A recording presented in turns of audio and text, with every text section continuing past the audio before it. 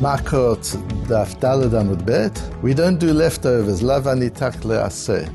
Isn't this really astonishing that we open up the daf for today? This is the daf for Erev Pesach, for Yud Daled Nisan. And what do we have on the daf? A whole sugya based on a posuk in Parshas Bo dealing with KORBAN Pesach, from which we learn some important principles. The posuk is V'lo totiru mimenu ad boker.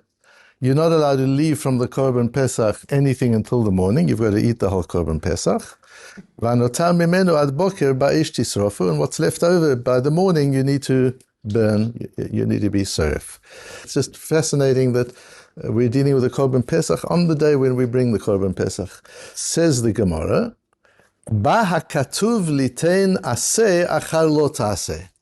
There is a linkage between the first part of this posuk and the second part. The first part is you may not leave anything over from the KORBAN Pesach. The sacrifice must be completely consumed in the night, that's Seder night. And then anything that is left over, you've got to burn. It says the Brisa, there's a reason why this mitzvah aseh, the positive mitzvah of burning the leftovers, comes right after the negative mitzvah of don't leave anything over.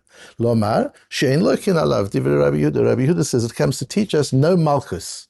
For this love, we've learned that for transgressing any active law of the Torah, if there are witnesses and warning, there's malchus, you get the lashing, but not for this particular one, because this one has another way to resolve it. We'll go into it in a moment.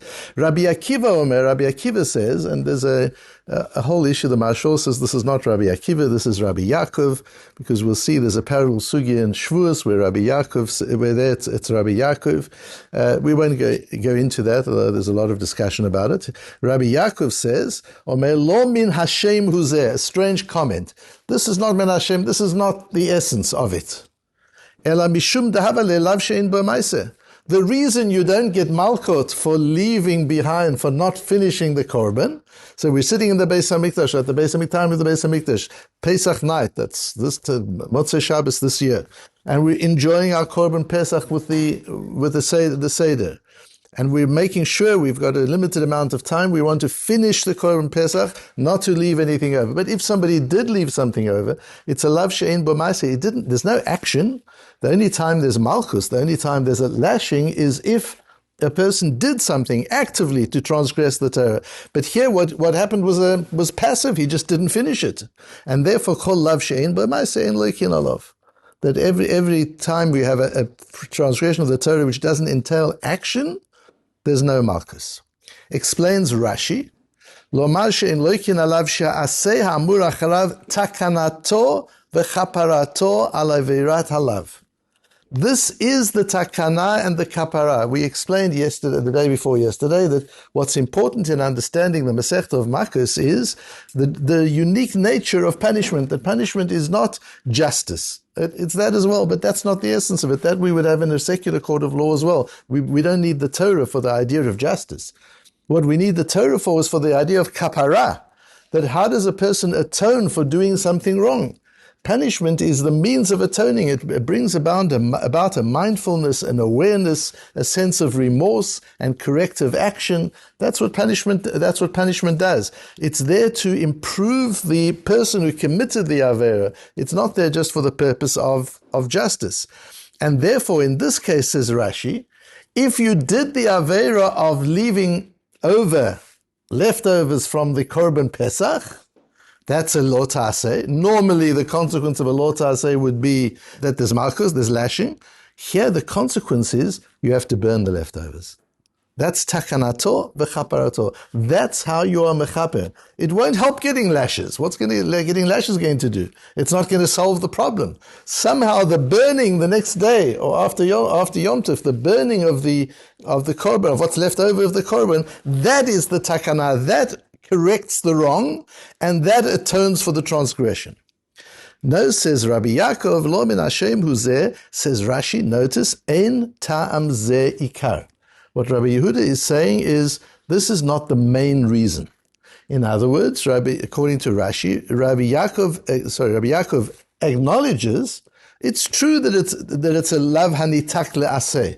This is a case of a positive mitzvah repairing the wrong of the negative mitzvah, the transgression, and therefore there's no malkut, because the way you repair it is by performing the positive mitzvah. We have an example of that, for example, with gezeilah. You're not allowed to steal. If a person did steal, the answer is not get lashing. The answer is give back the theft. Give back what you stole and pay the extra amount. That's the way you get away from the gezeilah. Here too, if you left over korban, it's not about lashing. Burn it. Get rid of it. But that's not the main reason. The love henitek לעשה and loikin love, that's not the main reason. In other words, yes, I acknowledge, says Rabbi Yaakov, that is a reason, but that's not the main reason. Why doesn't somebody who leaves over get malchus? Because this is a love that doesn't have an action. That's the main reason. So it comes out that there are two reasons why you don't get malchut for leaving over from the Korban Pesach. One reason is because there's a positive mitzvah that is your corrective action, not malchut. And the other reason is it's a lav she'ein bo ma'aseh. You didn't do anything. You were passive from doing something. In Shavuos Daf Gimel, we have the same sugya virtually. And that's where we see that it's Rabbi Yaakov. And the Rashi, I want you to notice subtle differences in the Rashi. The Rashi says that we've got achalota, im totir va'avarta alav be'esh tisrefenu, nitkana katuv ba'aseh zeh me'onshan shel sha'ar lavin. In other words, the Torah replaces the onesh of a regular lav. Look how Rashi is explaining. He's going further than he does in our sugya. The Torah is replacing the punishment, not malchus, but lomar zeh onsho v'tzakanat haverato she'yisrefenu. Rashi even uses the word onesh. Burning the what's left over is an onesh. It's a punishment. You shouldn't have left over. Now you've got to burn it. That's a terrible thing. You're burning what was kodshim. You're burning food. It's a terrible thing to have to do. That's the onesh. That's the punishment. Rashi goes further and says it's actually a punishment. And that's the reason you don't get malchus, because there's something more important to do. That's the correction, and the onesh is not malchus. The correction is burning. And lo min Hashem uzeh, lo mitam zeh malkot batel bo, aval kol atzmo en bo malkot lefi she'en bo maaseh. Here he learns Rabbi Yaakov a little differently. He says, Rabbi Yaakov says, no, you don't have to come onto this as to the punishment is burning it and not the punishment of malchus. There isn't a love of malchus here. The concept of malchus doesn't even apply here, because this is a love she'ein bo ma'aseh. It doesn't fit into the category of that kind of a love. There are two kinds of lavim, two kinds of transgressions, negative transgressions in the Torah. One is a chiyuv malchus and one is not a chiyuv malchus. And this is not a chiyuv malchus. This love doesn't have malchus attached to it. It doesn't have the lashing as a consequence. Why? Because there's no ma'aseh. So we don't even get into that discussion. So you'll notice that Rashi in Shavuos is a little different from our Rashi and treats it a little bit differently. There is an interesting one. I don't usually bring this kind of way out sources, but this is something so important. It's a sefer called the Yalkut Meiri, which has nothing to do with the Meiri. It was written by a person, Rabbi Avrom Meir Israel, who was a survivor of the Holocaust. He was in Auschwitz. He gave shiurim in Auschwitz. Very interesting story. He died in the mid-90s, got to America after the Holocaust. And he says, V'shamati mi Abba Morizal. I heard from my father.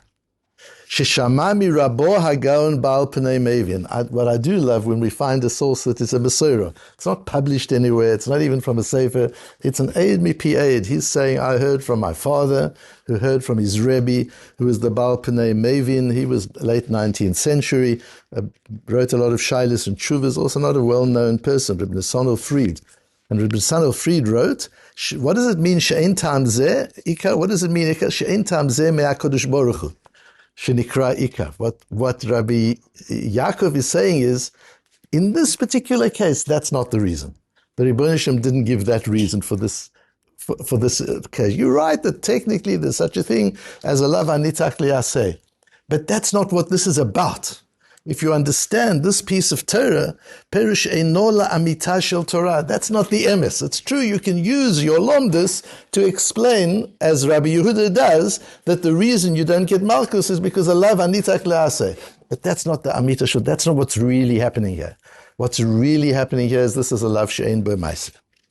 Now, what I want to do is to take this comment of Rabbi Nathanael Fried and use it to understand Rabbi Yehuda better.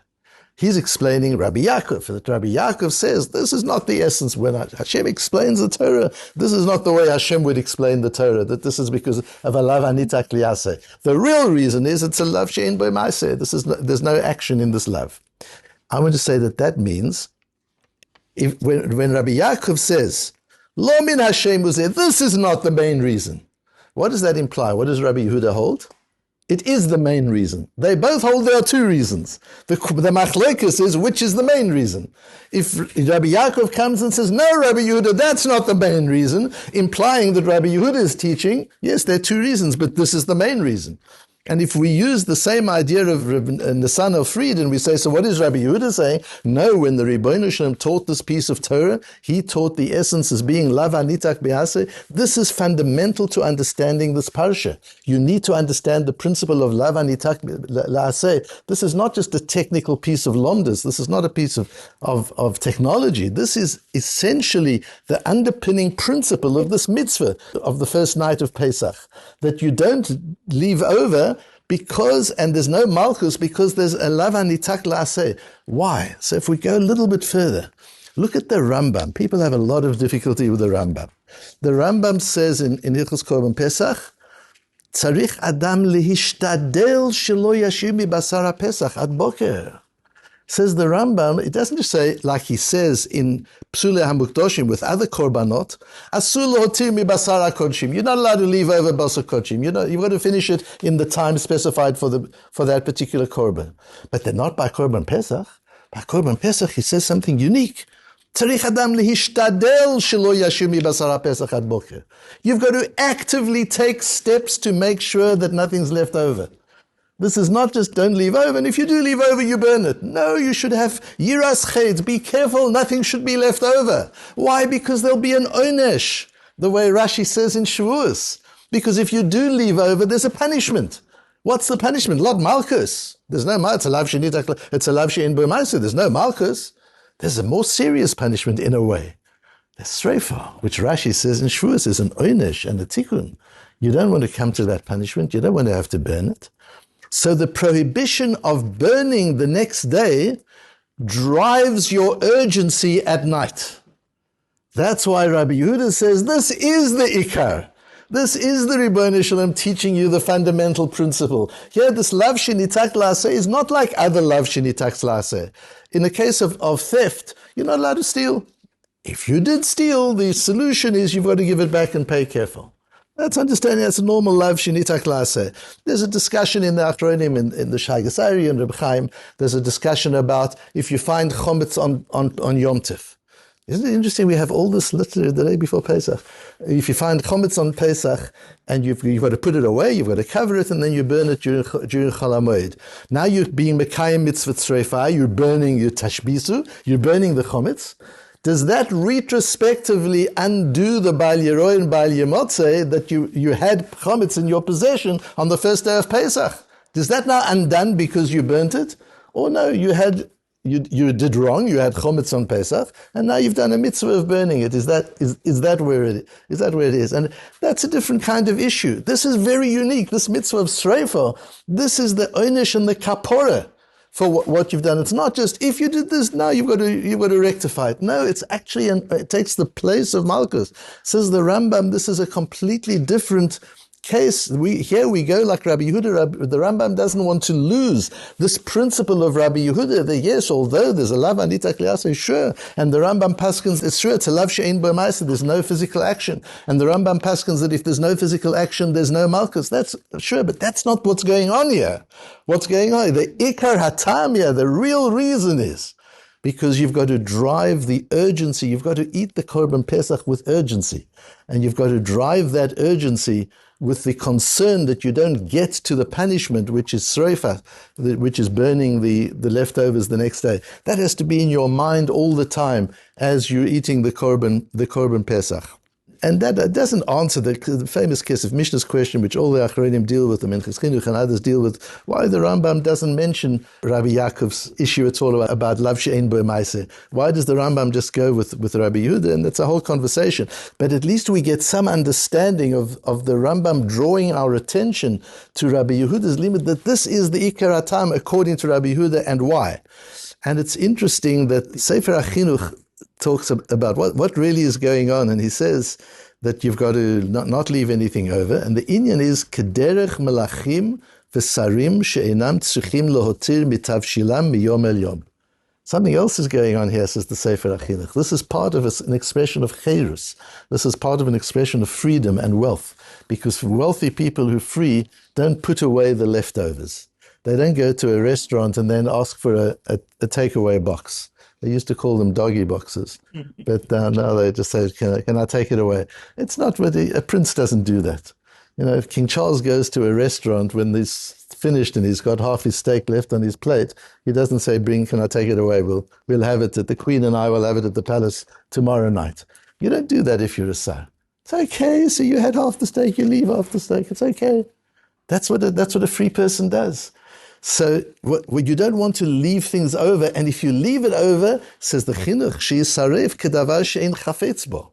So now you burn it. The chinuch says, not like like Rashi says that this is a punishment for what you did. No, he says the burning demonstrates that you have no interest in storing it for the next day. That's not why you left over. You left it over just because you were full. You just couldn't manage to eat it. You weren't trying to take the leftovers home. That's what's important, that you're acting like a Ben Chorin. In the Shabbos HaGodol Shu, we talked about the fact that on Erev Pesach, on the 14th of Nisan, that's the moment of conversion from slaves of Hashem to children of Hashem, to princes, to people in the palace. And that night we start acting like people in the palace. The day before, we would have hung on to it. If we had a little bit of food and we didn't finish the food, we would have packed it up and kept it for the next day. We were slaves, like people Nebuch did in the concentration camps. I'm sure Nebuch HaShvuyim are doing, the captives are doing. If they've got a bit of food and they've got a little bit left over, keep it, because you don't know that you'd have any food tomorrow. But on the night of Pesach, we change that behavior and we start acting like Bnei Chorin. And we had a Gemara in Daf Tzadi Beis in Sanhedrin. I actually prepared a Matmonim and I was overseas at the time and didn't give it, where Rabbi Elazar says, Kol she'ena meshayer patal shulchano eino roeh siman bracha le'olam. Don't finish every last thing on your table. This idea of leaving some bread on the table when you bench, it's not a Kabbalistic idea. It's to show I don't have to finish every last thing on the plate. It's okay to leave some stuff. It's okay. That shows that I'm a Ben Chorin. And I know it goes against the whole ethic of not wasting and not, but to shove it down your stomach is also wasting. Your body doesn't need it. So what's the difference if you shove it down your stomach or you put it in the garbage bin? There's no difference. In both cases, it's not performing any constructive purpose. On the contrary, if you eat it, it's actually damaging you. And a Ben Chorin is willing to leave it. I've had enough. And it's something left on the plate, you leave it on the plate. That's what our behavior is on Pesach night. So that's an approach, a behavioral approach, and a psychological approach as to what we need to be thinking when we mekayim this mitzvah.